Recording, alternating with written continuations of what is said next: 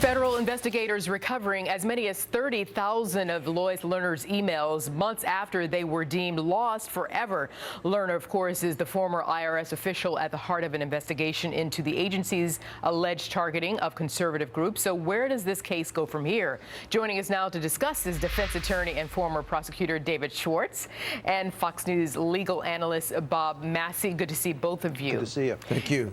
Yeah, and Bob, I'm going to start with you first, but I want to clarify, though, that of those 30,000 emails that have been recovered, no one knows at this point if, in fact, those are the missing emails from Ms. Lerner's computer, and if so, how many. So let's go under the guise, for the sake of this discussion, Bob, that perhaps some of those emails, if not all, are from Mrs. Lerner's computer. So what's going to happen ultimately? Could Ms. Lerner face legal charges?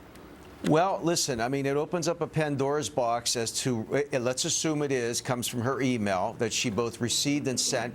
It could be very relevant evidence that they're looking for to determine who was targeted. Was a Tea Party targeted, conservative groups, things of this nature? And they have to go through this carefully because there's a lot of personal information that will be redacted before it's ever turned over. But the key's going to be, assuming they are the evidence they're looking for, or part of it, they'll have to sort of follow these emails and see if there was perjury involved, although she did take the Fifth Amendment. She was held in contempt by the House of Representatives, although to my knowledge it has been acted on. So this is going to be one of those things. It's a somewhat of a fishing expedition, but now they may have the relevant documents to determine exactly what happened and who was targeted. So, David, let me get your take on this. I mean, what damaging evidence might the discovery of these emails bring forth against Ms. Lerner? Right. Well, not only Ms. Lerner, but other people in the IRS as well.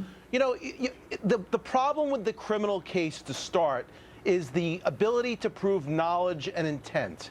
Was there knowledge? Was there an intent to violate civil rights? Was there an intent to violate the Hatch Act or to lie to federal officials? I think what those emails may uncover is the intent. When we see the conversations back and forth, we'll see if there was a willful violation of the law. Willful violation of the law. Go ahead, Bob. Were you going to say something? Because well, you know, in the world of litigation, both civil and criminal, what David does, I will tell you, and I think you'll agree, that people put words in emails every day of life in business and otherwise that they don't recognize may meet exactly what David's talking about, intent. Somebody may send something innocently, but the way it is worded and the way that it sounds could rise to a level of criminal culpability, civil culpability, and that's why these emails and emails in general can become very damaging evidence, particularly at the level we're talking about now. So you just laid out something, Bob, that could be used in Ms. Lerner's defense, the intent of the words in those emails. Absolutely right. That's 100% right. The emails could go either way, but right now there have been no charges anyway. So I think at this point the emails could only hurt Ms. Lerner. They're not going to be able to help Ms. Lerner, although you never know, they could exonerate Ms. Lerner. David, does it matter how investigators uncovered these 30,000 emails? No, I don't believe it matters. This is a federal, this is an agency of the executive branch of government. The emails were subpoenaed. Lois Lerner claimed that the emails were lost, and they've been searching for these emails ever since. And, you know, when you erase an email, you're only erasing the first layer of it. That's why I never bought the fact in the first place that the emails were lost. So then, there's Bob, lots of layers. So then, Bob, does it matter how the emails were lost in the first place?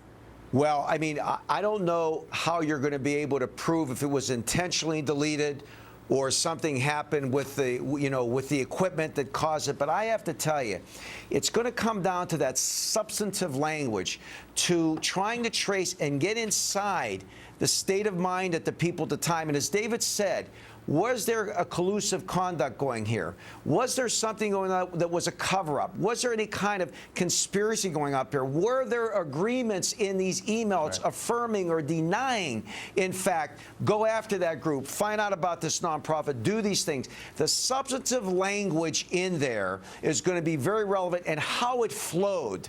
You know, if you get one or two emails and that's the end of it, that's one thing. If you get a series of emails that sort of show this this consciousness of thought and how they were thinking, that becomes relevant. That could be damaging in any way, or as David said, could go the other direction and exonerate her. Okay, so you just gave David the last word, Bob, so I'm going to leave it there. You I'm sorry. The last word is I always agree with Bob, so that's good. That's very good. I have to go. I'm sorry, David. No. Thank you, Bob Massey and David Schwartz. Thanks to both of you. We'll see you soon.